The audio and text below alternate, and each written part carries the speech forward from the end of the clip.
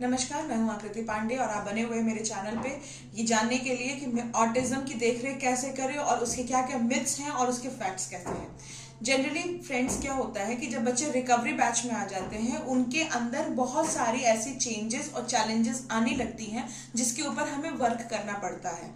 जैसे कि कई बार क्या होता है, हमारे पास मदर्स कंप्लेन लेकर के आती हैं कि मेरा बच्चा कोई भी चीज हाथ में ऐसे पकड़ा हुआ है या कोई एक स्पेसिफिक कलर के ऊपर उसका बहुत ज्यादा डिपेंडेंसी होता है। कई बार लड़कियों के अंदर क्या होता है कि वो किसी अपने थेरेपी के टाइम पर उसी बैचमेट के किसी बच्चे का नाम बार बार लेना शुरू करते हैं, तो बच्चे इस तरीके से अपना केयर दिखाने की कोशिश करते हैं। ये क्यों होता है? गार्जियन को लगता है कि ये सिम्टम है, ये बहुत ज्यादा बड़ी बात हो गई है और वो परेशान हो जाते हैं। तो ये एक तरीके का मिथ होता है, इससे कोई परेशानी की बात नहीं होती है। जब असेसमेंट होता है उसी वक्त आपको पता चलता है कि आपके बच्चे के मेंटल एज पीछे रह जाता है, क्रोनोलॉजिकल एज आगे चल जाता है। ऐसा आपको हर थेरेपिस्ट या हर एक्सपर्ट जो टेस्टिंग करता है, असेसमेंट करता है, साइकोमेट्री असेसमेंट, वो बताता है। तो जब बच्चे का क्रोनोलॉजिकल एज से मेंटल एज का जब मीटअप होने लगता है तो वहां पे सारी चीजें जो पीछे जो छूट चुकी हैं वो चीजें लाइनअप होने लगती हैं।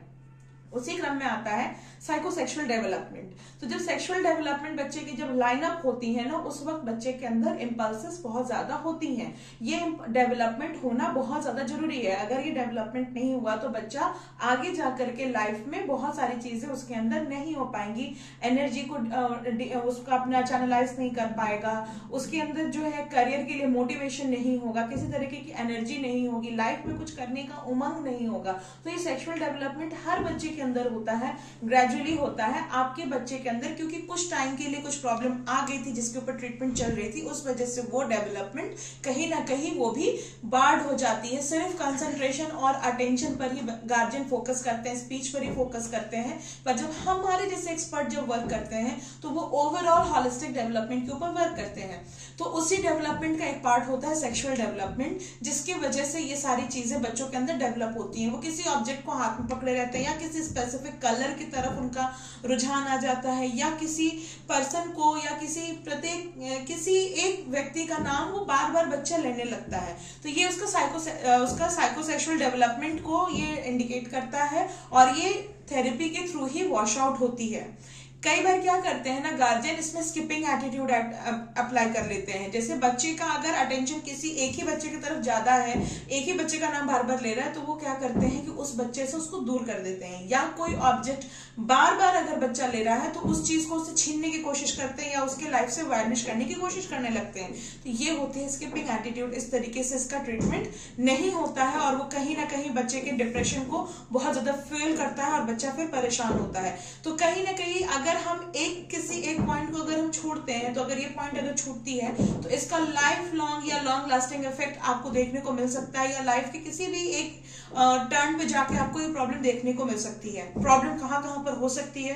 अगर इस तरह की चीजों के ऊपर अगर वर्क नहीं किया गया तो बच्चे को स्कूल एडजस्टमेंट में, स्कूल सेटिंग में बहुत सारी प्रॉब्लम आ सकती है, कॉलेज सेटिंग में प्रॉब्लम आ सकती है, रिलेशनशिप स्टेबिलिटी नहीं हो सकती है, शादी में भी उसको प्रॉब्लम आएगी। तो हर जगह बच्चा स्किप करने की कोशिश करने लगेगा और आप खुद भी उसको स्किपिंग में हेल्प करने लगेंगे, वो उससे रिकवर नहीं होगा। तो ऐसी चीजें अगर आपके बच्चे के अंदर आ रही हैं तो आप पेरेंट्स को बताइए और उसकी रिकवरी लेने के लिए वेट करिए। बहुत ज्यादा पैनिक नहीं होइए।